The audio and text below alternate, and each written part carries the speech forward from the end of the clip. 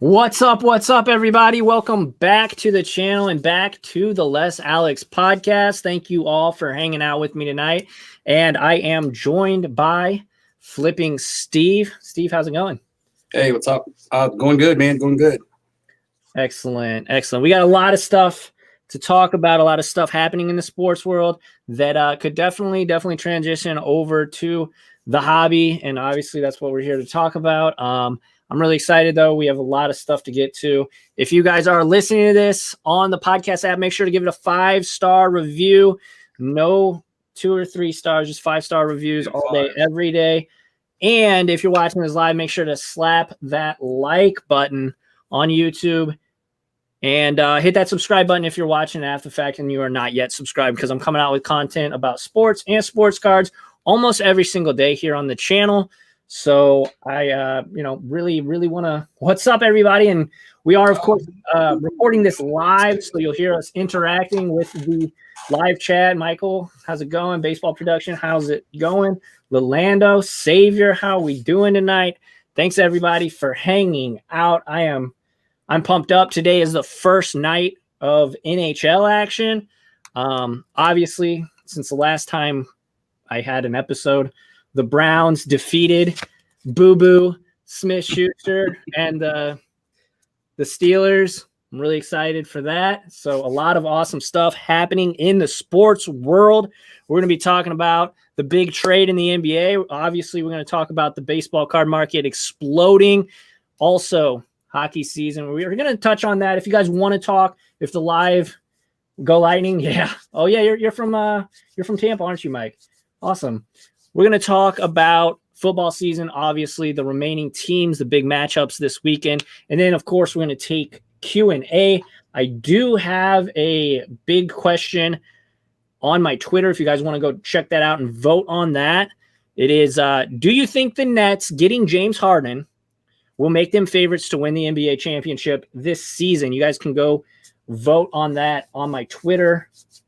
But that's about it, I think. So let's get into this thing with all that stuff out of the way. Holy smokes, Gary, Landon, Robert, LA32, Jay Aguiar, how's it going? Thank you guys showing the love, getting in chat. Appreciate you guys. Lakers still the favorite. We'll get to it. I got some opinions about it. All right, so first off, let's dive right in.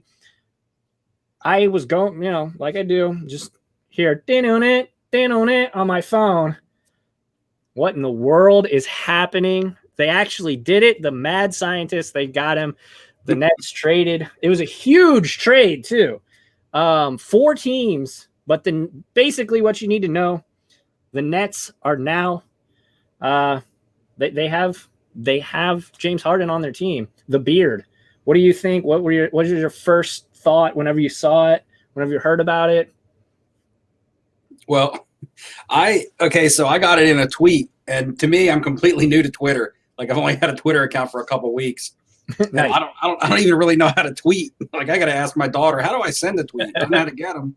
So I get the little notification, and it says, blockbuster trade and all that. But of course, I'm new to Twitter. I don't even know if I can trust it. So immediately I'm like, okay, NBA.com. I got to see if this is for real. Yeah. If this is a troll or what it is. Basically, if it doesn't come from Woj, I don't believe it. But it did. It was a Woj bomb. So. And then immediately I shot to eBay. I went straight to the eBay app. I had been watching a bunch of James Harden rookie cards. Honestly, they were already on my watch list. PSA 9 tops, and people were just going nuts buying those things. Yeah, they were.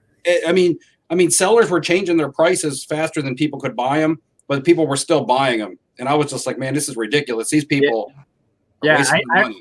I remember I messaged you and I was like, did you hear about it? And you're like, yeah, but a lot of people are getting hosed on these rookie cards right now. Yeah, because the first thing you said. They doubled in price. Like, I had them on my watch list for $300 on a PSA 9 tops, and then they were coming off eBay at 600 and up. And I was like, man, this is nuts. This is not – he's still the same player. That's the first thing that popped into my head, was he's still the same player. It's just a different circumstance. But we've seen this circumstance with him before. He's played with great players in the past. I just kind of laughed at it. I was like, man, and this was the whole reason I had them on my watch list, was because the only reason I was even thinking about investing in James Harden was the hype around a trade. And I was like, if I buy these, I would be selling if a trade was announced. But people were buying when the trade was announced, and I thought it was drove the market up, and people are buying into something that I don't think they're going to really capitalize too much on, because if you look at a Steph Curry PSA 9 top from the same year, they're like 1,200, 1,300 if you go at one in an auction, and the James Hardens were pushing $600 and $700 today, and I'm just like, there's no way. I mean, a Kobe, you can get a Kobe tops 9 for that price. Yeah, that's when I was like, okay, this is crazy. I'm going to check Kobe tops 9 prices and to the Harden, and I was like, man, I could get a Kobe for less. I was like, nah, this is people buying into this trade. In 3 weeks from now, they're going to be like, dang, I wish I didn't buy these James Hardens. I wish I'd have bought them last week and sold them during the trade instead of buying them during the trade. Right. Yeah, I mean, in terms of the card market, I agree. Like, buying into the hype is never the good is never the good plan, is never the good play. Definitely, it would have been nice to have some. I mean, obviously, right. But that's why I put up a poll on, I think it was my Instagram a couple of days ago, and I forget the player, but I was like, if this player were to sign with a big team, I think it was, I forget who it was. Anyways, it was a baseball player. Maybe it was Trevor Bauer. But anyways, if they sign with a big team, will that propel their cards? And like, I want to say like 70% of them said no.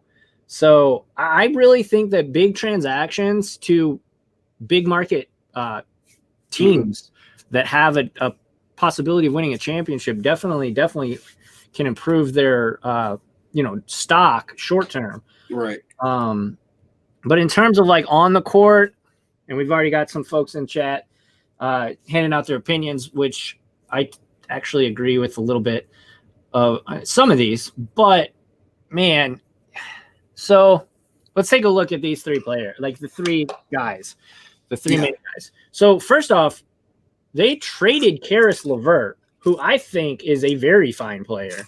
Yeah, Indiana is going to make out good there. Yeah, oh my God. He fits perfectly into what they need. And for him to go there and Oladipo to be gone, because Oladipo is more of a guy that plays inside. And with Sabonis emerging there and Miles Turner's, Miles Turner's actually pretty good as well inside. Yeah. And Brogdon's been playing good outside.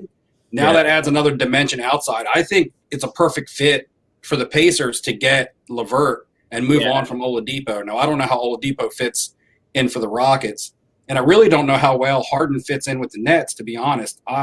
There's only so many basketballs on the court. I think that they will be better if Kyrie stays away, to be honest. Yeah. If it's Harden and Durant, they'll be better than if Kyrie is there. Right, because even though Kyrie excellent handles, maybe the best handles in the NBA. He's a great passer too, but he really, really affects the game kind of the same way that KD and Harden do. They're best with the ball in their hands, and it's going to be interesting to see. I don't want to make any crazy predictions. Will they be contenders though in the East? How much damage did they do to their bench to get this trade done? Allen's gone, and I think they traded one other bench player too. So, I think that was huge too. I think that's huge too. Jarrett Allen was really coming into his own this year. He was playing well. He was a good piece on that team. He was putting up in the teens, 15 to 17 points. And Kyrie for Westbrook. But he was putting up that 15 to 17 points in the middle. And that doesn't light up the stat sheet, but that's a piece that you need. It's Durant and Kyrie.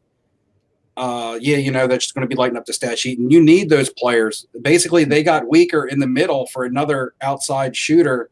Yep. For another ball handler. I just didn't know how it, I just don't know how it helped that team. I get it. Like, I understand why you would want to bring in a player like James Harden. He's great.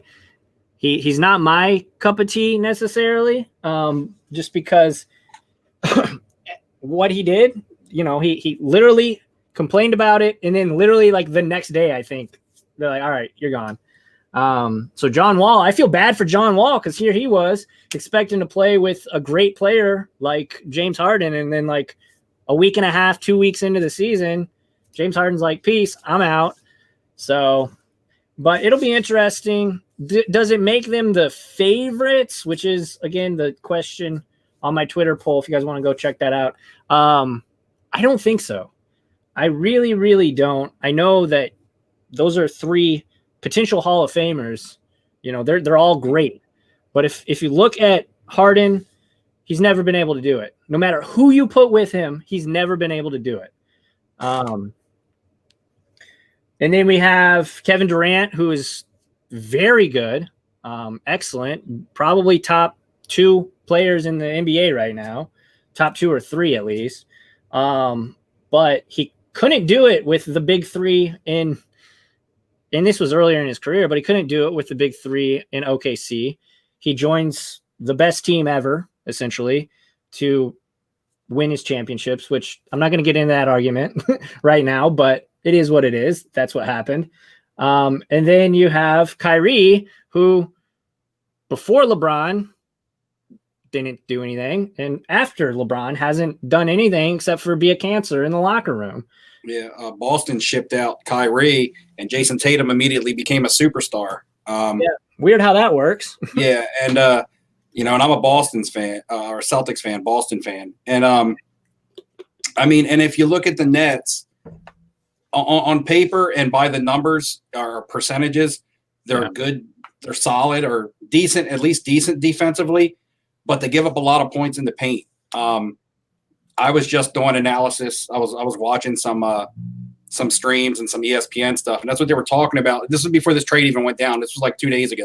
Yeah. They were talking about the Nets and how their defense appears to be good, but they give up tons of point in the paint. And now they bring in James Harden, who's definitely not known for his defense, and they get rid of players like LeVert and Allen, who are actually probably their 2 best defenders. Other than Durant. Durant can score and he can defend. I'm not going to take, he's not just a one-dimensional player. Durant is definitely their most well-rounded. But I just don't think it played into what they needed. I think that they could have, maybe if they would have had Harden and not made a move for Kyrie last year. Yeah, it just doesn't make sense to have both of them. Yeah, I agree. And one thing I'm here looking on Twitter, somebody said, how are they gonna guard the big men of their, so obviously if they were to make it to the NBA finals, and assuming, this is a leap of faith, but assuming the Lakers made it again, who's guarding Anthony Davis? Who's guarding the big men? So it'll be interesting though. Who's going to stop Giannis? Who's going to stop Giannis? Who's going to stop Bam? Because the Heat are well-rounded. Yeah. Oh my God. Bam's good enough. There's a lot of players. There's a lot of teams that are going to give them trouble just because you have 3 elite talents, and that's what they are. They're 3 elite talents. It doesn't mean that they will be a good team. You've seen that. We've seen this before. I mean, I could be completely wrong. They could be celebrating at the end of this year, but sure, 100%. But I mean, it just something about it just doesn't feel right to me. Harden couldn't play with Westbrook. I mean, that's why Westbrook and they're best friends. And they still are best friends, and they claim to be best friends, but they admitted they couldn't play together, and that's why Westbrook isn't there. If he can't play with Westbrook, who is somebody that he actually gets along with personally, how's he going to be able to play with a player like Kyrie, who he's not going to be able to get along with personally because nobody can, and as well as share the ball or be ball dominant? Yeah, there's only, as Chris says, there's only one ball. And that's the thing too, is like Kyrie's got his own personal demons or whatever you want to call them. I don't want to speculate on, his mental health or whatever, but obviously he's not necessarily in the best state of mind. He's kind of been the butt of jokes for years, basically, since he said the earth was flat and stuff like that. But it's just, you've got so many different dynamics working, right? You've got KD who's on Twitter, like with his shadow accounts and stuff, like, and just like, I don't know, that's weird. And then you got Kyrie, who's burning sage to try and get rid of all of the negativity that he's creating in the building. And then And then you got James Harden, who has literally not been able to win with anyone and has driven a huge wedge and just driven people out of whatever situation he's been in. So, I mean, well, Dwight Howard in his prime, he was like, one of us has got to go. And obviously Dwight Howard was the one who had to go in that scenario. But it's, I think this is a recipe for Nets fans to really be just really upset, honestly, because you see these three huge marquee players' names, and I just don't think it's going to be. Again, I could be wrong. We could be wrong, but and the thing with the Nets is that these guys aren't getting any younger. They're in their you look at 40s or mid 30s. Harden was a rookie in 09 and Durant in 07. And Durant, you got to put a little bit extra mileage on him because he's had some catastrophic injuries. So I will say, and if you've been watching the channel or listening to the podcast, I'm not a huge Kevin Durant fan, but I respect the hell out of the way he's come back because he looks like 100% from he's pulling an Adrian Peterson. He's doing an Adrian Peterson here. He's bad, man. But yeah, I just feel like they give away two pieces of their future because Allen is really young. Yeah, from 2017, and LeVert's from 2016, but still really young. And they were both players that were really blossoming in this system this year. Yeah, Karis LeVert has shown he's been getting a lot of play because Kyrie's been out, and they've been just as good with him filling the role. Yeah, and like he had a 50-point game. Like not many people in NBA have scored 50 points in a single game. Like that is something that is a feather in any player's cap. And he's had a bunch of games this season that he's done very well in, and points wise and other statistics too. So it's just like, why are we giving up equity for the future to literally try and win this season? I don't know if it's going to work out for them. Yeah, I mean, they have to get it done this year or next year, or it's a complete failure. And they've also failed their fans as far as the future goes. Definitely the winner in this deal, in my eyes, is the Pacers are definitely the winner here to get LeVert and to get rid of Oladipo, who was in the final year of a contract that they weren't probably going to be able to afford to re-up next season. Yeah. So they get out of Oladipo, who's a great player, but if you look at the situation with the contract coming up, they don't have to deal with that now, and they get another really good player that better fits their team in LeVert. So I like the Pacers. I mean, they could push strong in the East this year. They were bad last year. They were in the bubble last year. They were in the playoffs, and they weren't even healthy in the playoffs and played well. So, yeah, and I mean, the Cavs snuck in there and actually got a piece of the pie too. It seemed like at the last second. But they get Jared Allen, which, we already talked about him. I think he's a pretty solid player. I don't think he's, going to be some, top end guy, but he's definitely a good role player. He will definitely help. A blossoming player. And I mean, the Cavs, say what you want, but I mean, they've looked decent, right? I think it's a great pickup for the Cavs as well, because Allen gives them an inside presence, and their backcourt is strong. Sexton can score. Garland is super young and can score. We're waiting to see what's going to happen with Kevin Porter Jr., but when he comes back, he can actually slide into the small forward role. He doesn't have to play in the backcourt, and because he can play shooting guard or small forward. And then you have Allen and you have Drummond. Isn't that his name? Is it Drummond, right? Or Andre Drummond, yeah. And he was really coming on this year and playing strong. I don't know if he's playing at center or if he can play power forward, but either way, I believe they could mix and match him. They could even, probably put Allen at center, move Drummond to power forward, because they're both bigs, but you can play a big at power forward. I mean, look, Kristaps came back for Dallas tonight and started at power forward. He didn't start at center. So yeah. I mean, say what you want about the Cavs, but they've kind of been reeling since their championship days. But Andre Drummond, Larry Nance is a pretty good player too. I'm looking here at their most recent game, and I mean JaVale McGee just won a championship. Yeah. And they got D Wade. They have a player named Dean Wade. Oh, do they? Oh, I see Robert's coming down here. He says Drummond doesn't give them an inside presence, as in I don't know if that means by a question or if he's making a statement. He's got a question mark at the end of it. Drummond doesn't give them an onside. Then he says Drummond is a losing player. Terrible watching him with the Pistons. Well, he's with the Pistons too. I mean, it's not like saying he's a he could have been a player on a losing team. But I get what he's saying though. Like but Drummond's been good this year. I mean, that's been the thing. Drummond has come on this year and been good. He's been really good. He's been one of the people they've talked about on a lot of these basketball shows, how he's finally coming in and playing well. So he could have been bad in the past, but that doesn't mean he, find the right situation to excel. And and when Sexton comes back, and they could make the playoffs in the East. I'm just saying they could. And Kevin Love too. I mean, they're fine. They're fine. And then the Pacers, like we already spoke about that, but the Rockets get Oladipo, Exum, and a bunch of picks. Like they got picks for life. You can't even remember all the picks that they got. 8 picks. I got it on my phone right here. There's 8 picks. So yeah, I mean, it just huge trade. I love trades like this. It get, especially the day of the podcast, because it gives us something to talk about. It gets me hyped up. Obviously, sports card market starts moving a little bit.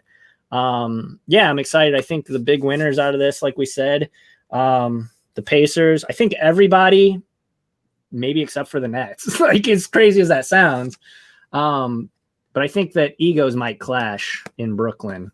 Of course, I could be wrong, but we'll see. We will see. All right, so if anybody else has anything to say about this segment, get it out now because we're about to move on. So baseball card market.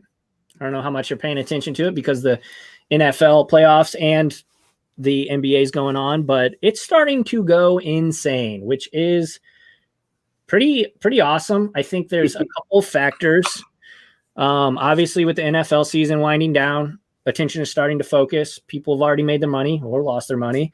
And people from that are starting to take an eye to baseball. And the fact that they've already announced there's going to be 162 games. I think that's pretty huge. Whether they move it back and play later into November or whatever, have the playoffs in November, we'll see what happens there. But what are your thoughts on the sports card market exploding? We've seen guys like Juan Soto, Topps Chrome, starting to sell for PSA 10s are going for like $450, creeping up on that $500 mark, which that card just has never hit that height. But what are your thoughts on the baseball card market at this point? It's a little early, Very early. Yeah, it's unexpected for me to see it go off this early, but I think it's just a byproduct of people not wanting to be too late. Sure. Because we saw what happened with football. Not everybody, but you had a handful of people that were on time, which made everybody else late because they bought everything up and prices. And I think that's what it is. Everybody's scared that they're going to miss the bus, which is scary because you don't ever know what can happen. If they're going to have spring training this year, oh man, you don't know what's going to happen in spring training.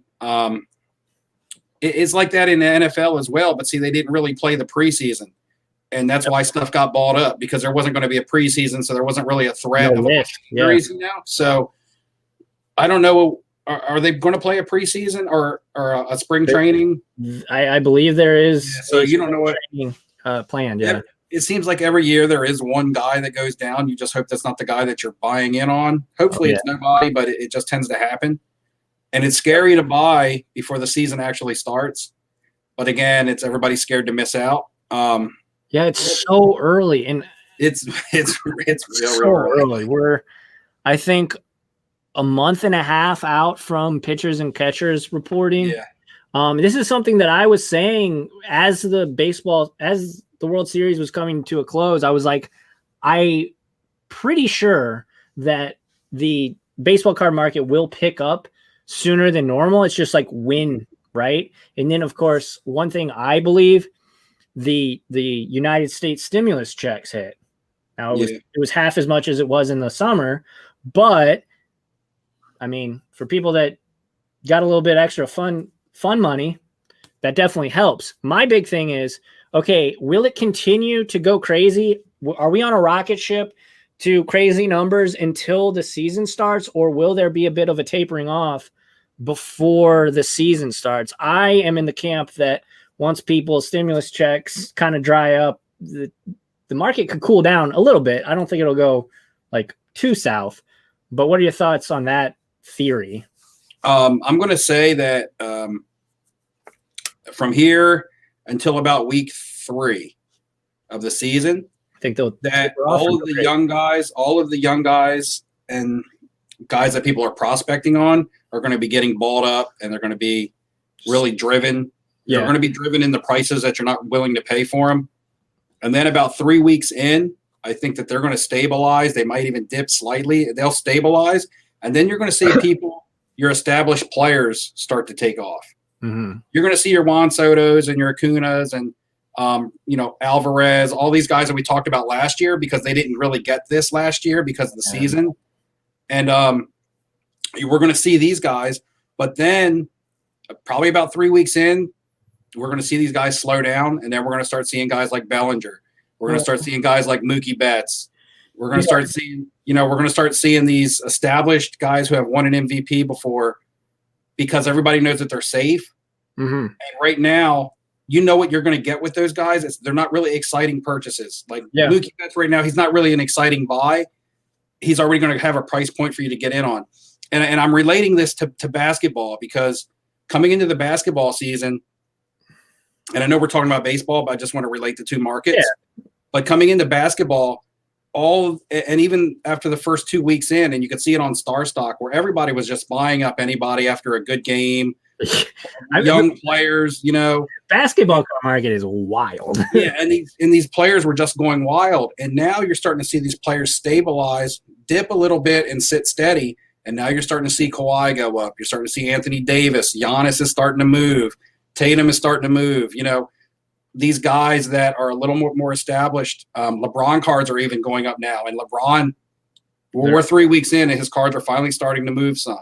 Yeah, so insane price. And that was the thing. Everybody was putting their money into these younger players, prospecting them out in hopes that they were going to be the next big thing. Now that we're 3 weeks in, Colin Sexton, who has been one of the hottest sellers and biggest movers in the market, he's putting up 25 to 30 a game, but we know that that's what he is. Right. So what else does he have to offer us? And now people are starting to put their money into more stable players. And we're even talking about Kobe. Kobe Bryant cards are going up. The older stuff is starting to go back up and get more attention. Mm-hmm. And so I think that's what will happen in baseball. A lot of these younger guys, and I'm not saying that Soto and Acuna, I'm not saying that's prospecting, but they are they're the Zions and the Jaws kind of the league. They're the ones that everybody's looking to buy right now. Mm-hmm. But it'll be the guys who have been around the league for 5 or 6 years. Yeah. That will start to see the slow increases after 3 or 4 weeks in. Yeah, I agree. I definitely think like Soto, Acuna, Tatis, even though I'm very high on Tatis, I believe they are still not considered safe. They're not they're not locks by any means. So I agree. I think, once people realize, you can't have every single person you invest in hit 40 home runs with 100 RBIs. It's just not going to happen. There's only so many home runs to be had. I liked your point. You said in a video a couple days ago, and I think you were talking about Colin Sexton. It's like, at what point do we realize he just always averaging 25 points a game? Like, at some point, we're going to realize that, okay, Ronald Acuna Jr. is a 280 hitter that hits 30 home runs a season, and his cards will start to just kind of flatline. Like, they can only go up for so long. So I think that was a really good point. Also, guys, if you haven't yet, I forgot to say this in the intro, go subscribe to Flipping Steve. His information is in the description below. Go check him out. His content is awesome. It's insane. He's a wealth of knowledge. So go do that. Just tab over or whatever you got to do. Just go subscribe to him. So let's talk some. I just saw a comment that I wanted to kind of touch on. Yeah. And while we're thinking about that, with the baseball market, I do believe people will be a little more careful this year because it was so reactionary last year. You remember the Giancarlo Stanton thing? Crazy. And a lot of people got burned on that. So I do think with some of these players, I've always said it. I've always been a firm believer in the stars are going to get their numbers. Whether they go through a long slump and then they get hot, or they start hot and slow down.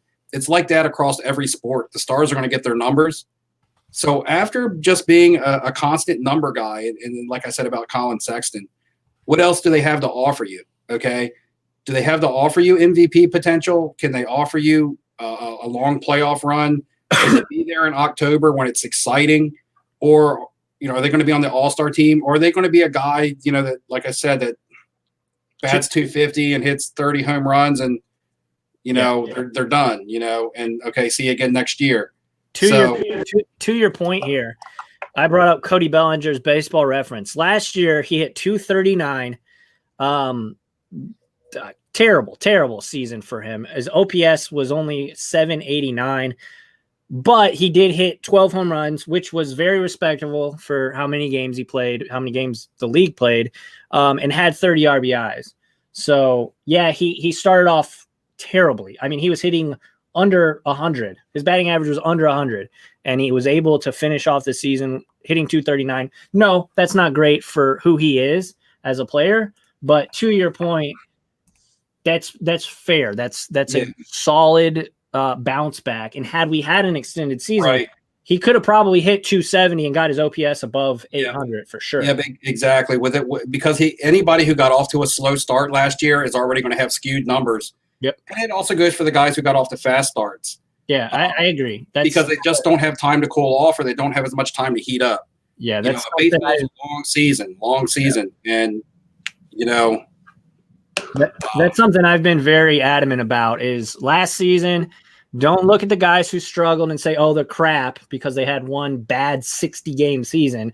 But also, swing side of that, don't look at the guys that were world beaters and say this is who they are. Like be even keel when you're buying, because if you're selling Cody Bellinger because you think he's a turd, he's still Cody Bellinger. He's still an MVP.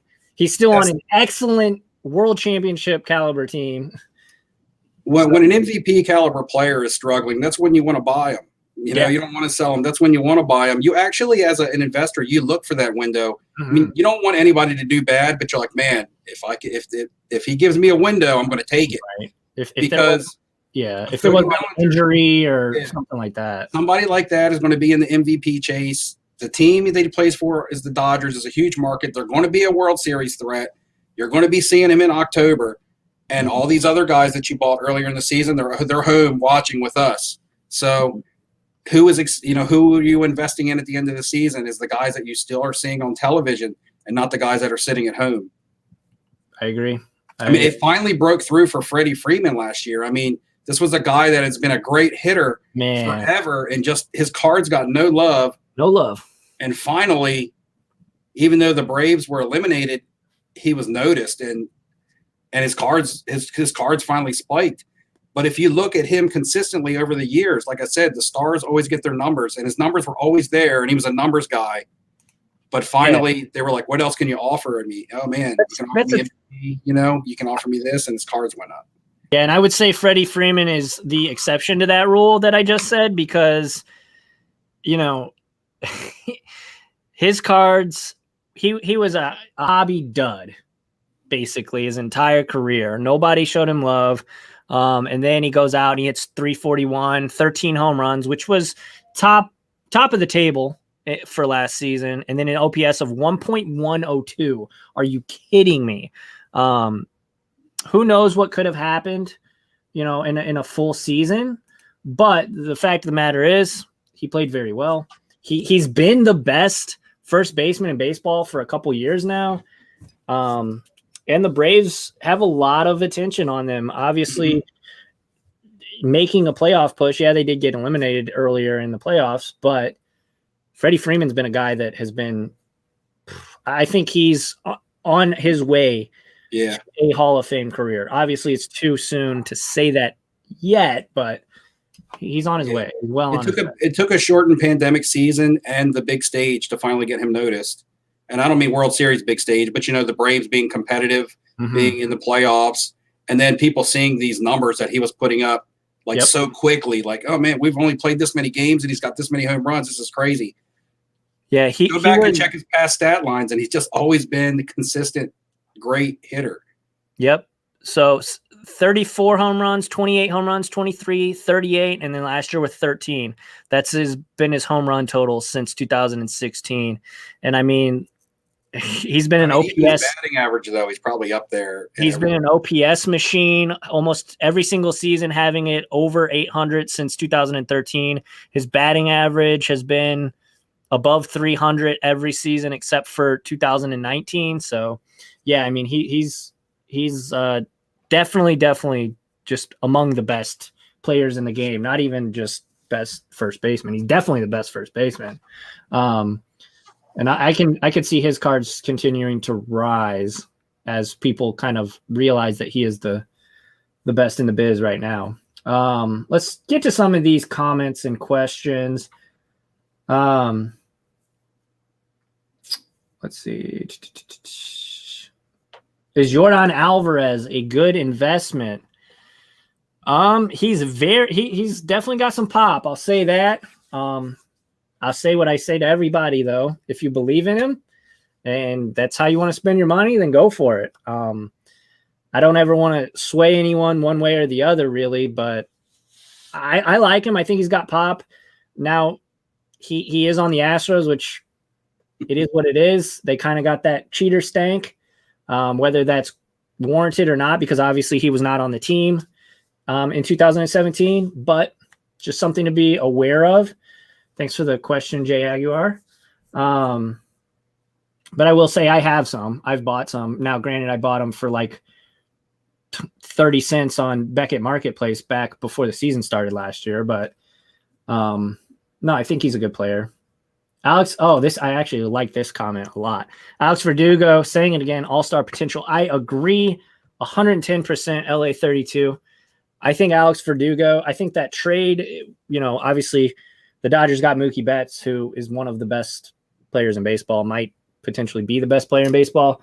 But Alex Verdugo is no slouch. That dude is a stud. He's going to absolutely rake at Fenway. I think him in Boston is a great, great setup for Verdugo. And I don't know, his cards have never really had love. I think his PSA 10s are around $40 or $50, but we'll see. We'll see. I like Alex Verdugo a lot, though.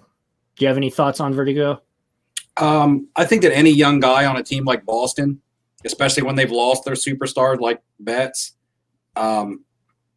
there's going to be a market there. Even if it's a hopeful market that doesn't pan out, there'll be a market there, especially if he gets off to a hot start. That's all you need is a hot start out of the gate. Yep. I know you have Devers there. I've always been a fan of Benintendi, but he's been a little inconsistent and there's he doesn't hit the long ball as much. But Benintendi's either they're in trade talks or he's a free agent. Yeah, I mean, I don't know about this season coming in, but what's the lineup look like around him right now? Because to me, when I think about Boston right now, I don't think about them being. They're not the same Red Sox that I used to think about. Oh, no, certainly have taken their lumps. It's funny with the Red Sox. It's like they're excellent for 3 years and then they're garbage for 3 years. So right. He's in the right market for a card move. He just has to produce or get off to a hot start. Because the market will drive his cards in Boston because they're looking for somebody, Yeah, he hit 308 with 6 home runs, 15 ribbies, and an OPS of 844 last season in 201 ABs. So the power numbers aren't quite there, but he does hit a lot of doubles. Mm-hmm. So that is definitely good. I like him a lot. Tatis, number 1 in baseball. I don't think yet. I definitely think he has the potential to be the guy. And I don't even think he needs to be the best player in baseball to be the face of baseball. Obviously, you got Mookie and Mike Trout, but Mike Trout obviously struggles because he's on the Los Angeles Angels, and they have been consistently hot garbage. And he's just not outspoken, which is fine, but He's not even the best player on his team, guys. Come on, Manny Machado. Oh, Tatis. Yeah. That's that Oriole bias speaking. Hey, I still got some Oriole love for Manny. But no, Tatis is great. I don't know. I don't think he's the number one yet, but it's definitely possible. Yeah, I like Tatis if he stays healthy. The sky's the limit for that guy if he can stay healthy. Yeah, I like him a lot. Dave from Ohio says, thoughts on Wander Franco? Well, he's a top-ranked prospect. I'm very surprised that and I've said this before, but I'm very surprised that the Rays didn't play him in the World Series because he was on the roster. So we'll see obviously that potentially could have bit them in the butt. I mean, I think taking out Blake Snell when they did probably is their biggest, most egregious thing that happened in that World Series.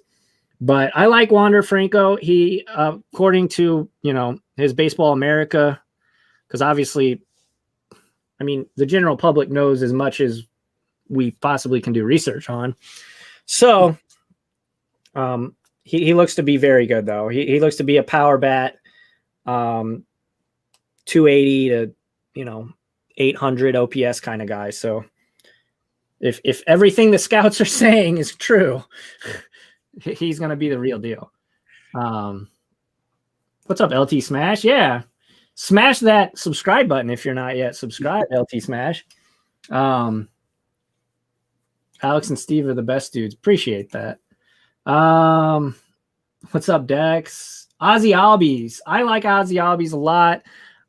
He did kind of take a back step to the other awesome Braves. Obviously, we're talking about Freddie, but I like him. I think we can't hold too much against him from last season. Maloma, hey, what's up? Thinks on Jesus Luzardo. I like him. I would be cautious of young pitchers, though. I would not bet the farm on a young pitcher in the hobby because historically they're not money makers.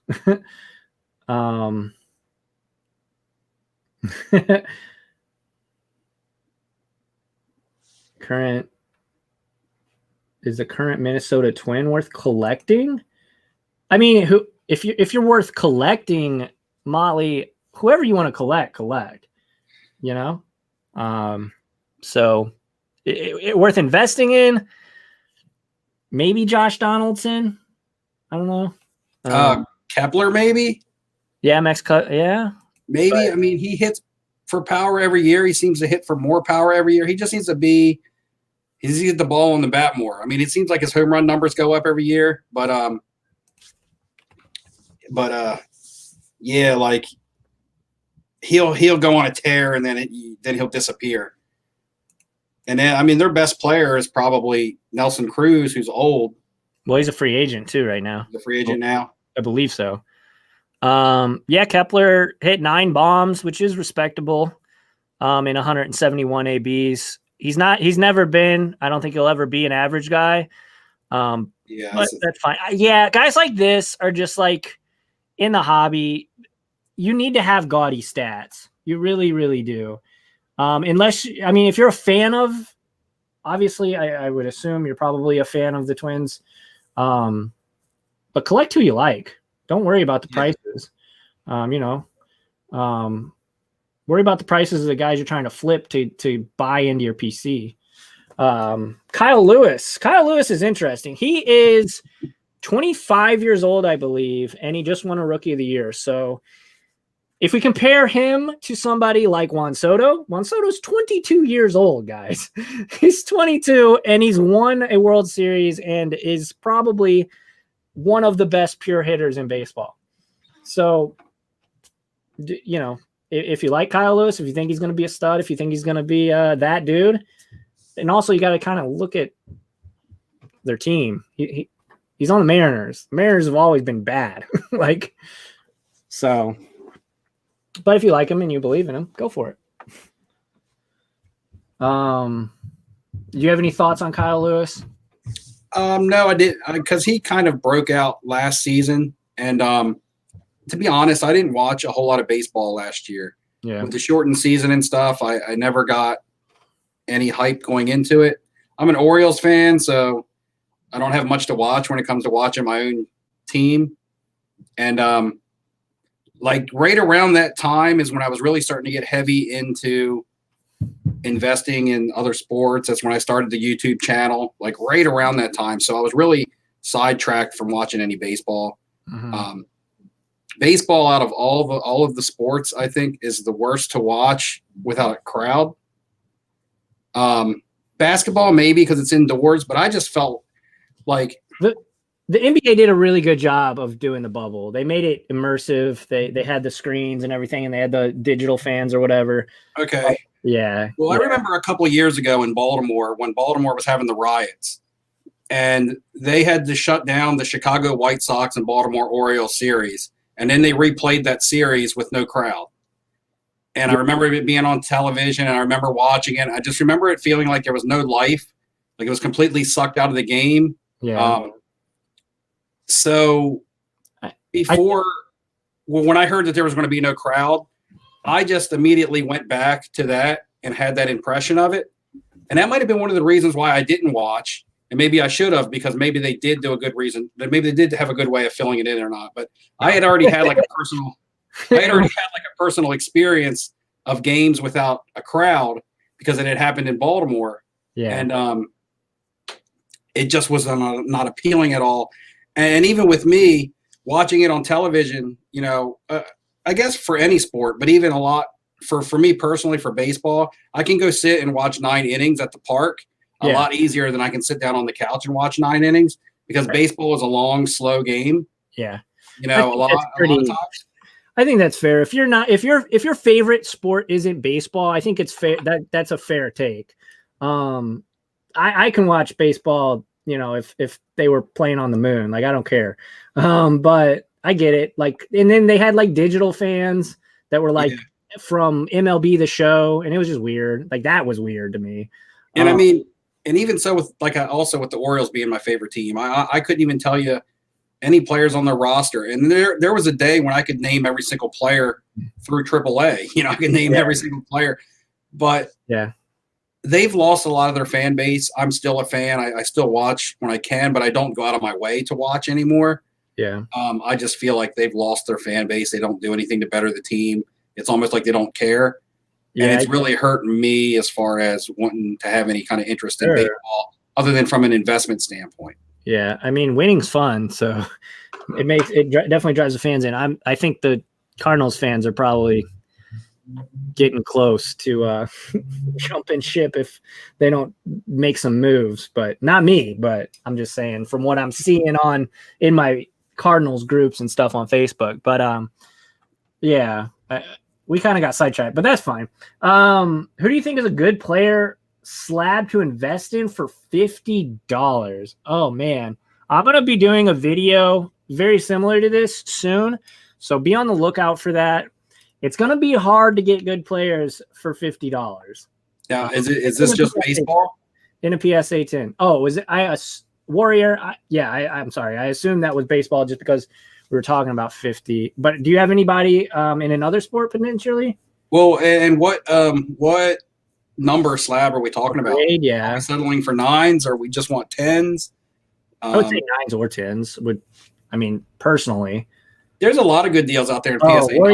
Warrior says MLB for baseball. Major League Baseball. There are definitely finds out there. I think if you look into guys who, and you know, you and I have talked about this, heritage and archives. So don't go for the flagships, because typically the guys that you want are, if they're worth a damn, they're probably going to be more than $50. Right. So if you're looking into those Acuñas, into those Sotos, and even Soto's gone crazy recently, but look for their archives and their heritage cards, and you might. I would say they're going to have to be players that you're taking a flyer on. I don't think you're going to get anybody that's established, or maybe a player that has been a letdown and you're hoping that finally they bust out. The first player that comes to my mind is Shohei Ohtani. Definitely. I agree with that. You may be able to grab his slabs in an archives or a heritage, maybe even in a flagship for $50. But again, you're hoping for that bust out, and he's been a letdown, and that him being a letdown is why his cards are affordable. So that's the window I was talking about earlier. Now, whether or not you want to climb through that window is your decision, and yeah. So, man, I remember in 2018 when everybody was searching for that Shohei 1/1 auto. And that thing, somebody put a bounty on it, like $1 million or something. And that was in 2018. The card market was not as hot as it is today. So these are Atani archives. This is one I talked about. I love that one. Yeah. So this one's in a 10. And when I bought these, they were less than $25. And this was last season. So this was before his flop last year. So I couldn't imagine these being 50 or much more. It's a good look. I know the market as a whole progressively has gone up. So maybe, but I don't know. Whatever happened to Austin Meadows and guys like that? Well, Austin Meadows got COVID and then just didn't really perform well last year. Okay. But had they won the World Series, that definitely couldn't have hurt his cards. No, did he play in the series? Was he back and playing and stuff? I believe so. Okay. But he definitely did not respond as well. Freddie Freeman got it too, and he was the MVP. So it definitely affects, because they say that like you're very fatigued for like weeks and months after potentially. So I tell you what, and if you're talking slabs in general, yeah, and you're looking for a budget, don't be afraid to buy an SGC slab. Oh yeah, don't be afraid to do it. I know that the market is PSA driven and all that, but if you can get a good deal on an SGC slab, I would take it. I can see a little bit of a spike for SGC coming up. They're going to start taking orders again. They're finally going to be called up. They shut down so they could get called up, which means we're going to see an influx of SGC slabs coming into the market soon. And they're going to be called up because they stopped taking bulk orders for the last 2 or 3 months. Yeah. So that they could catch up. PSA, like I said, they just allow themselves to keep falling farther and farther behind. So I'm hoping this helps SGC as a market, not because I'm heavily invested in SGC, but just because we need some more options. I'm not saying they're going to be PSA prices, but as the PSA, and I talked about this in a video, how you can buy Kobe Bryant rookies in SGC slabs. If you can't afford a Topps PSA 10 for $4,000 or $5,000, go buy an SGC for a fraction of the cost, because if the 10 in a PSA continues to go up, it'll pull the SGCs up with it. So if you're really looking for a budget and you don't want to look for a budget card, as opposed to step down from a flagship to a heritage, you're hell bent on getting yourself flagship. Then scale back your slab. Okay, get your value in your slab instead of in your card. Yeah, that's another recommendation. Yeah, I love that. That's why we have you on.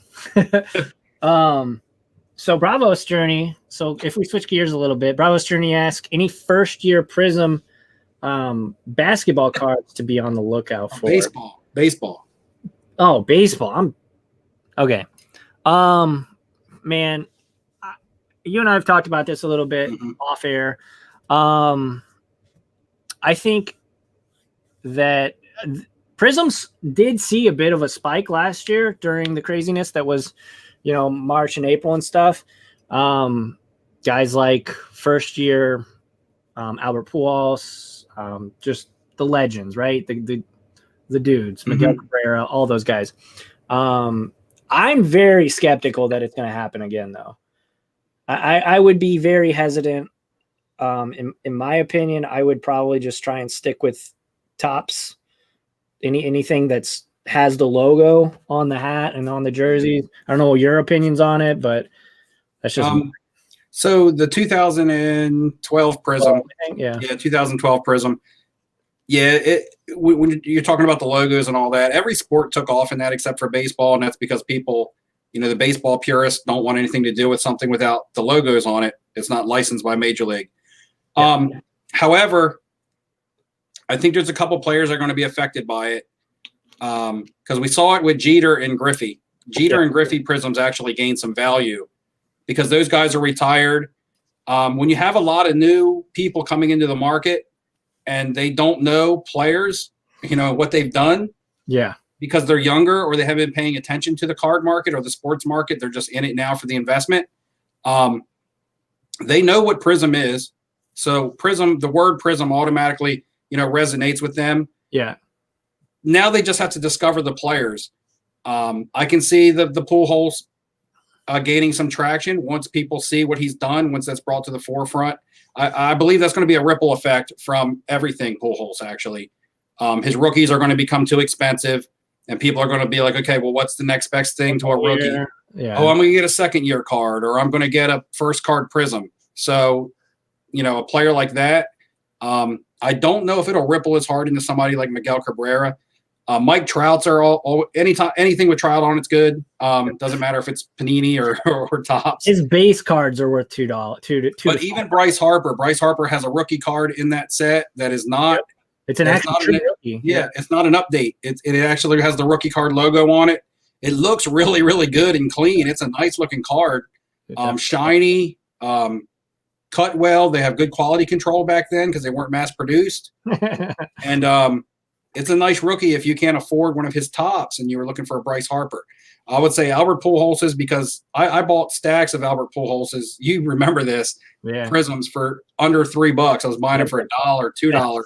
I just had a big old stack of first year Prisms because I even said to myself, if they ever become a $10 card, I only bought them for $2 and $3 a piece, and I bought them in bulk. They're still sitting because it hasn't happened yet. I'm waiting for the ripple effect to go through Pujols. But I don't look for it being as big as the other sports. It's not just going to be everybody, but there's a couple players that I could say you could target out of that. And just like with anything, you got to pick what you want. Yeah. Make yourself a list of 10 and then choose 2 or 3 of them off there. Definitely. You can always like 10 people, but don't ever invest in all 10 of them. And even if all 10 of them become great and profit, don't worry about it. Don't be like, oh, man, I should have bought all 10. I would missed out. You can't think about it like that. Pick your couple and go with that. Yep. All right, so let's move on from baseball. We're about an hour in almost, and we still haven't even touched on football, and I do want to talk about it. Oh, yeah, I know you want to talk some football. So we're gonna shift gears here, guys. Thanks for all the comments and questions. I'm sorry if we didn't get to them. It is what it is. We kind of, as we do, lost track. But so football season, obviously we're in the midst of the playoffs, and obviously the Browns beat the snot out of the Steelers. Let's go. Here we go, Brownies. Here we go. So now the matchups for next week are the Packers versus Rams, the Ravens versus Bills, the Browns versus Chiefs, and the Bucks versus Saints. So for those of you who might be new to the channel, might be new to the podcast, Steve and I, before the season started, we went and we picked and kind of went through every single team, gave pros and cons, and kind of did what we thought was going to happen. We, gave our early season predictions and all that stuff. We both picked, and we didn't do this intentionally. No, right? We didn't do it intentionally. No, we didn't. We both picked the Chiefs and the Saints to meet each other in the Super Bowl. Both the teams are still alive. Let's go. Let's go. They're still alive. Obviously, the Chiefs were kind of a no-brainer going into the season just because their team basically stayed intact. But what are your thoughts? So let's start on the Browns and Chiefs, because everybody, and I live 25 minutes from St. Louis, which is Missouri, and basically half of the Rams fans left, and they either stayed or they went and found new teams. A good majority of those that did find new teams went and started supporting the Chiefs right before they won a Super Bowl. Lucky them. So they're not bandwagoners. But I went, and my buddy is a huge Ohio State everything, Cleveland everything fan. He's like, hey, be a Browns fan. I'm like, all right, they suck. The Rams sucked, so that's easy. So I'm a Browns fan, not a Chiefs fan. What are your thoughts?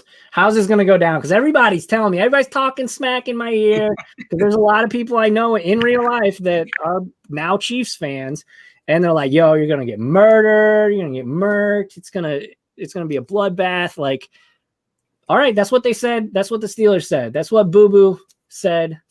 That's what everybody was saying. Let's see. Any given Sunday, baby. What are your thoughts on the Browns and Chiefs? It's going to be an uphill battle, but yeah, they're great. I mean, if you're just asking me to pick a winner, I picked the Chiefs to go to the Super Bowl, so I got to stay with the Chiefs to win. I don't think it's going to be a walk like a lot of people think it's going to be, but I also don't think it's going to be very difficult. I don't think it's going to be a blowout, but I don't think it's going to be, oh my God, the Browns almost pulled it off. You know what I mean? I think it's going to be more like Robert McCovey says 41-38 Chiefs. No, well, I don't think it's going to be that close. I don't know if it's going to be that high scoring, to be honest, because I don't think that the Browns are going to want to run a lot of plays. I think they're going to want to consume clock. Mm-hmm. They're going to run the ball. They just can't fall behind early. Yeah. If they fall behind early, they need a couple plays to happen like in the Pittsburgh game. They need to come out. They need to get on top. Yep. Kind of the same way that the Colts tend to beat the Chiefs like last season. Yeah. When the Colts beat the Chiefs, they beat them in the trenches. They beat them with defense up front, and they ran the ball at them all day. You just got to keep Patrick Mahomes off the field. You got to control the clock. Yeah. Whether that means you're scoring a lot of points or not, you just have to get first downs. You got to kick your field goals. You got to play solid defense. I swear to God, if you got to play field goal. Yep. You got to play mistake-free and just control the clock. Get those 14, 15-play drives that eat up 6-7 minutes at a time, because you just don't want Patrick Mahomes on the field, plain and simple. On the field, he's the most dynamic player in the NFL. And that was the thing. You saw Houston jump out on them last year, right out of the gate. It was like 24-0 or something like that in the first quarter, and you're like, oh my God, this is a runaway. But you know what? They weren't able to keep Patrick Mahomes off the field for the other 3 quarters. Yeah. And the Chiefs came back and won that game. So it had I saw the blueprint when the Colts beat them last year, and I was like, damn, they just took it to the Chiefs. Patrick Mahomes didn't make any mistakes, and the offense didn't play bad. They just weren't on the field enough to be effective. Mm-hmm. And that's the type of ball game I see the Browns playing. But I do believe that the Browns match up well enough to do that, because they have 2 good running backs. They have the best offensive line in football, more probably. And their defense isn't bad. They got a good pass rush. So, I think that they have the blueprint to beat the Chiefs, but I just don't think that when it's all said and done that they will score enough points. I think it'll be maybe 24-14 or 24-10. That low scoring? 20. I don't think it's going to, because I think that they're going to try to take so much time off the clock that the Chiefs aren't going to put up a ton of points. But I also, in turn, I believe the Browns aren't going to put a whole lot of points either. I see the Browns settling for, a lot of field goals or a touchdown and a couple field goals on long time-consuming drives. Yeah, so Denzel Ward's going to be back. He's off the COVID list. Obviously, having Kevin Stefanski on the sidelines, coaching and doing what he's getting paid for is going to be awesome. Having the offensive line coach back will be good. Having offensive linemen that has actually played with the team, because last week we had offensive linemen. I believe there was 2 offensive linemen that had played with the practice squad that have never actually played with the first string offense ever. And they still did very well, like all things considered. I think that's going to be huge. I think the big thing is, like you said, time of possession, run the ball with Hunt and Chubb. Get a couple turnovers. That was nice seeing that last week. The Browns secondary has been beaten up all season, but that's no excuse. I know that. They just need to get a couple turnovers. I'm not going to pick against the Browns. That'll never happen. You'll never see me do that. So fingers crossed the Browns win. I think it'll be a little bit more of a shootout. I think if the Browns can get off to an early lead, because that's really when Baker Mayfield starts getting that swag. When he has a lead, he can take a 3-point lead and extend it into a 21-point lead like that if they get the lead early. So I think that's the key is just get out to an early lead. Let's go Browns. I don't know, man. It's going to be a fun game. It's going to be an awesome game. I'm so stoked.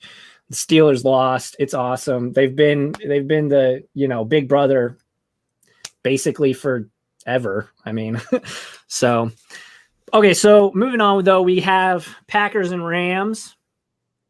Probably the MVP of the league, and Aaron Rodgers, one of the most hilarious people in all of the NFL. And if you guys watch the Pat McAfee show, he, in my opinion, is so funny on there. Against the Rams, who have a very good defense, and I hate them. But who you got winning this one? I'm going to go with the Packers here. No big surprise. I'm going with the favorite. I think I actually, and when we talked about in the beginning of the year, I had the Rams here. I had them here with multiple people. Like I was telling you earlier, I was getting laughed at by a lot of people. They're like, you must be joking. The Rams, you're crazy. But I had the Rams here because their defense, and I thought they would play pretty mistake-free. They're not exciting. Their offense is boring. But they play hard-nosed NFL football, if that makes sense. Yeah. Enough to win games, but I don't know if it's enough to win a championship. The Packers, I think, beat them. I think the quarterback play, Devontae Adams has been unstoppable this year. I know you have Ramsey on the other side, so we'll see what happens there.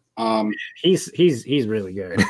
But yeah, with the pass rush, is Aaron Donald going to be healthy this week? Because he took a shot last week and he looked his ribs. He looked bad. Yeah, he looked like he got roughed up pretty bad.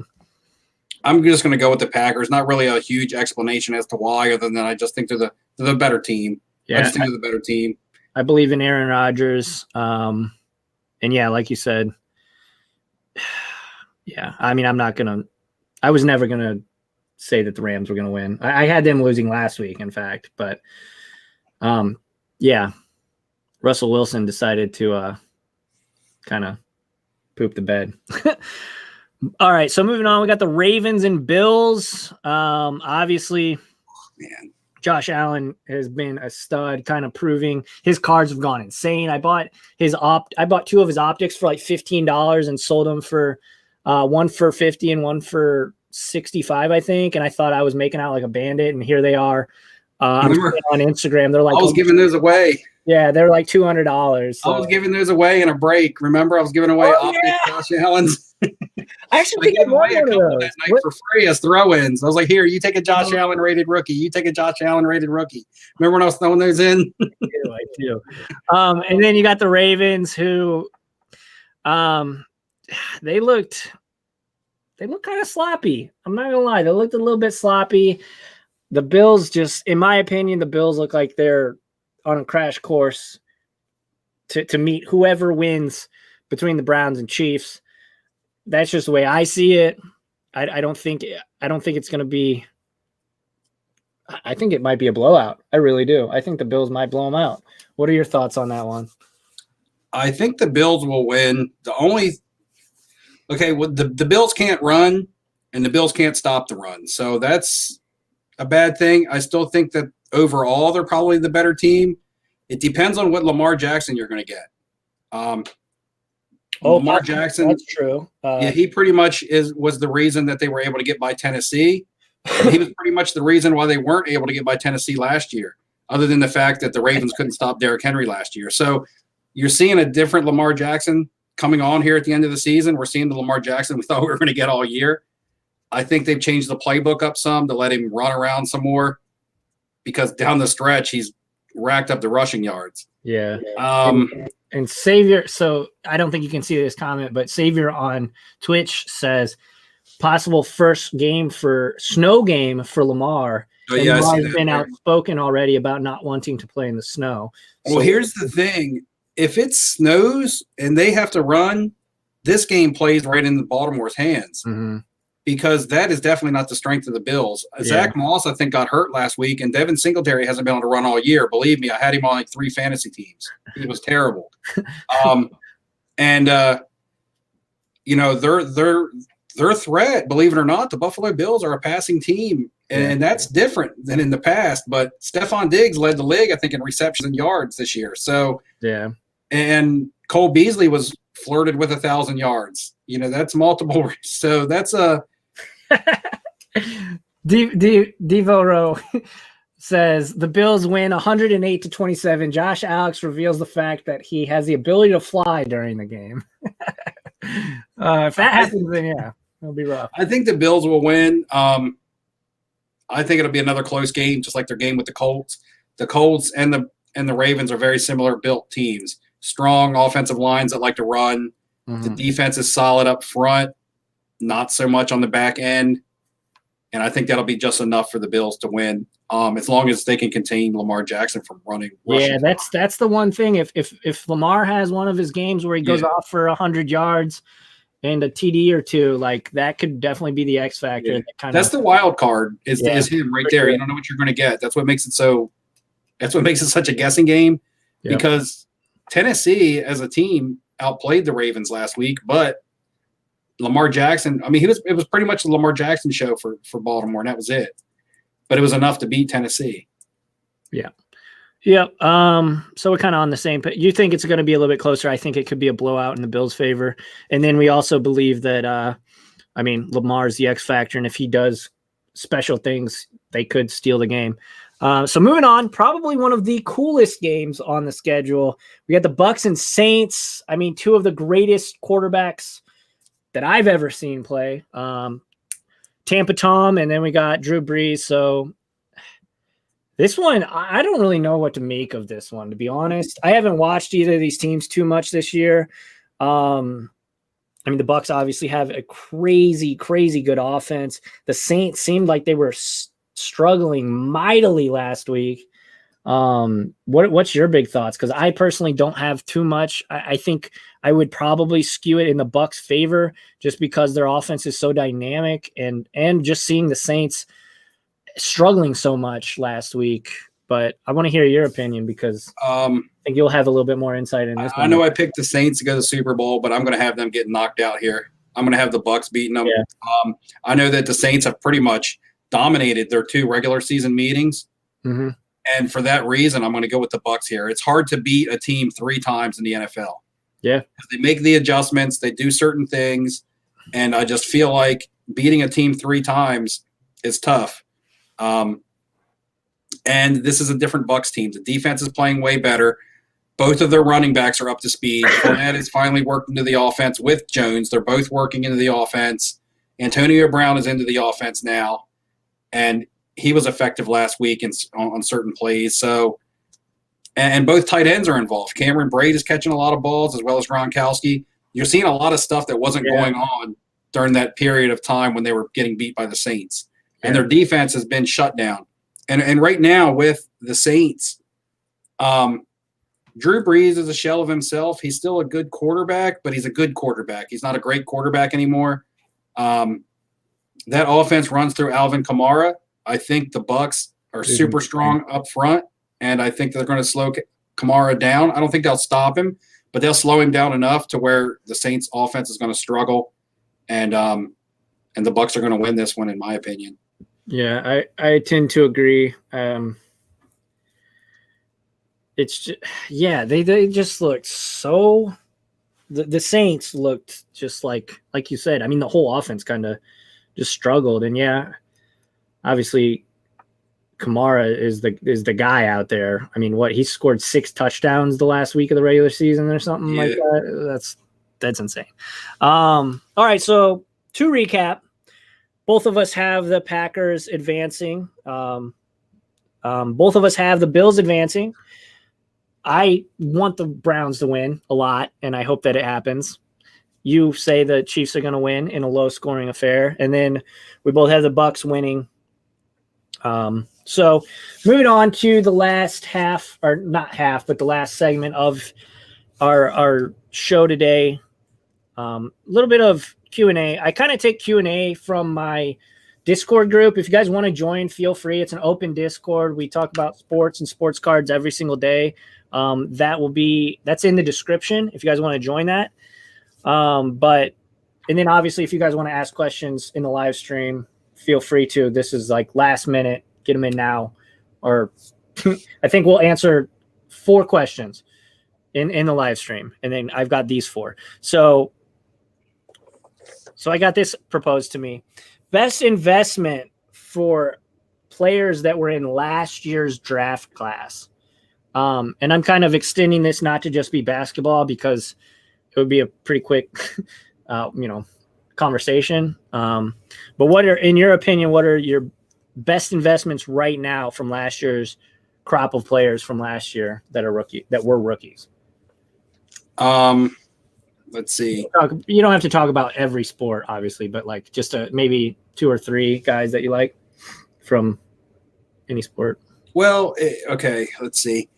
In basketball, I have groupings of guys because it's all price point based. Sure. So maybe do like mid-tier, maybe not the highest. Or, am I buying them and planning on moving them really quickly? But there's 2 guys that I'm buying and I'm holding on to right now. That's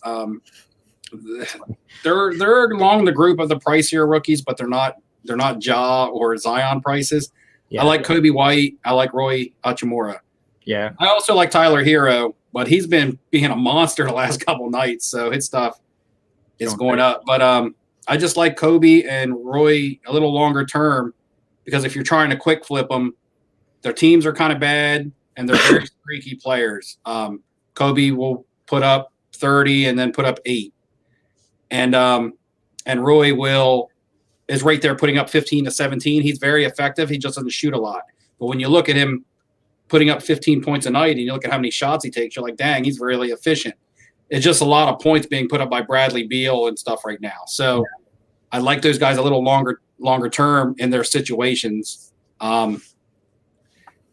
Zion and Ja, I believe they're going to be future superstars, but as far as investment potential, they're too expensive. Yeah. And you see that they've come down. Ja has come down just because of his injury. Zion has come down just because his cards were pushed up so hyped coming into the season. And like I said earlier, after being in like 3 weeks, and I related it to baseball, after being in like 3 weeks, you're going to see the prices start to come down on these guys, just the market adjustments. Yep. Because Zion's playing great, and his cards have come down. Now, they haven't come down to starting prices, but they're not peaked. They're not at that peak price. So, they're back down to about 700 when they were up around 1,000, but they came into the season around 450 or 500. So they're up, but they're down, if that makes sense. Yeah. But that's 2 guys I like from basketball. But I also really like Tyler Hero long term. So there's 3 guys in basketball that I'm liking long term. That's those guys from last year's draft.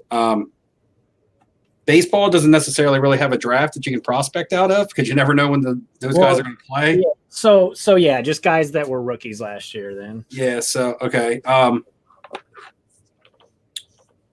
Probably in baseball, I like Jordan Alvarez, which isn't a huge surprise, but I like him because I feel like he didn't really do much last year. I didn't hear much about him last year, but he was like he was the rookie that everybody thought had the most promise, which is always good. Like I said, now he has a window. In baseball, that's probably really the only guy that I would be looking at for myself. There's lots of other guys out there, but I'm going to wait. In baseball, I always wait. Yeah, I don't buy in the preseason or spring training like I do with the other sports. With Jordan, he only had 8 at bats last year, so that's I'm not really sure what happened with him. I'm not sure if he was injured. I think he was injured coming into the season. I don't know if he got re-injured or what, but so for me, for last year's picks, I would say I really like Bo Bichette. His cards are starting to get a little bit more expensive though, and I'm sure as the closer we get to the regular seasons, his cards will really start to spike just because a lot of people do like him. So if you can find them for a decent price, I would say Bo Bichette. I think long term, I really do think that in terms of baseball, I really like Luis Robert. I really, really do. I think he's going to be a very solid player. I've kind of talked about this in past episodes, in past videos, but he is the type of guy mentally that just gets it. He's very mature from what I can tell, from what I see, just looking and doing research and stuff. And then in basketball, I really like Ja for the same reasons I like Luis Robert. He's a leader. That's what all of his teammates say, is he's an on-court leader. he doesn't. I don't think we're going to see him get into any like off the field trouble or anything. Just seems like he's got his head on straight. Now, obviously, you never really know with athletes; they could be a different person. But based on what his teammates say and his coaches say, Ja's that dude. And people in Memphis absolutely love him. So he's always going to get hobby love as long as he's putting up good numbers. Moving on to this next question, though, and this is kind of a softball question because we are both very pro. we are very outspoken on how much we like this player. But is Albert Pujols investable? Just thought that was pretty funny because I got that as a DM on Instagram. Is he what? Investable. Oh, yeah. Yeah. I absolutely. So if I forget who sent me this, but if you hear this and you sent me a DM a couple days ago and asking this, there's your answer. Absolutely. He's probably the best, most safest long-term pick of players playing right now, in my opinion. Yeah. It's a little bit expensive at this point, but if you can afford him. And then the final one, we kind of already touched on it, but do you think the Nets are the odds-on favorite now because of the James Harden trade to win the NBA championship? I don't. I still think that I really believe this is LeBron James's best team he's ever played with. From A to Z, that rotation, that entire lineup looks good. They are very deep. And Anthony Davis is still the man. He's still a great player. And LeBron is putting up his usual 27, 7 and 7. Like he hasn't let off the gas, and he's playing less minutes, which is crazy. But what's your thoughts on James Harden, and where do you think they stack up with the rest of the NBA?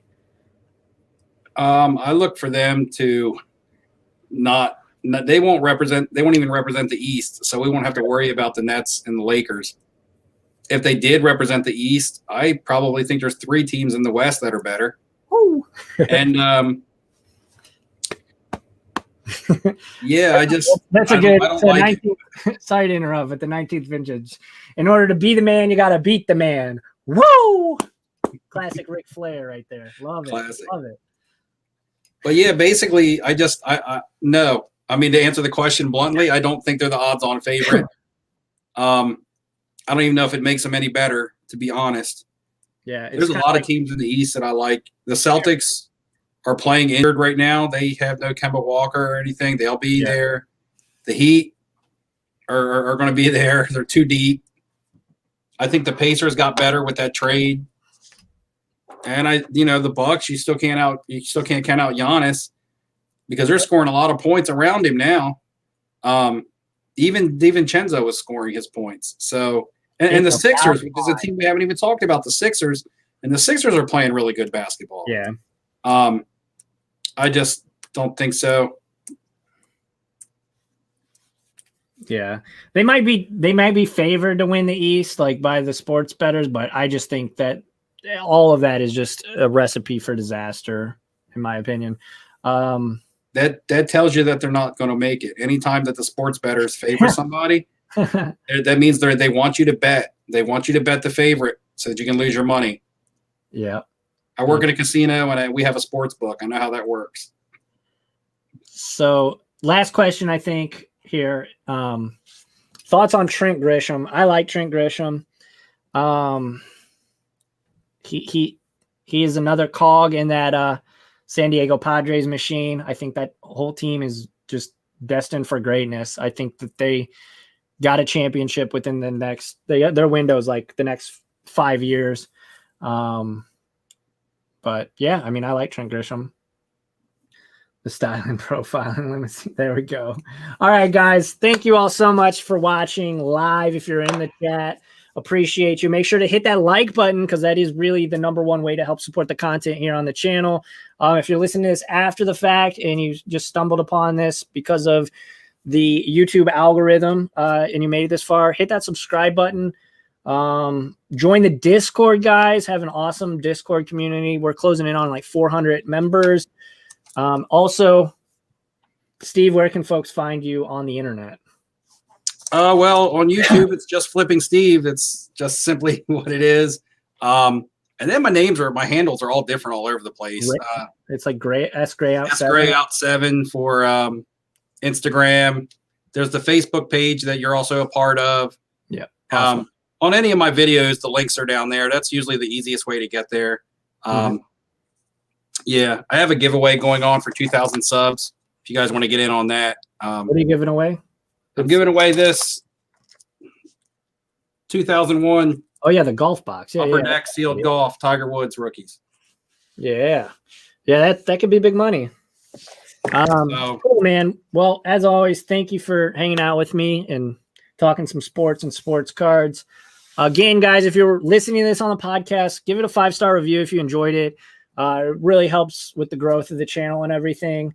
Also, if you guys are thinking about starting on Star Stock, if you guys use the coupon code LessAlex, capital L, capital A, you will get $10 added to your account when you first make your first deposit, and I will get $10. So it's a win-win. You get a little extra money to spend on sports cards, and what's better than that?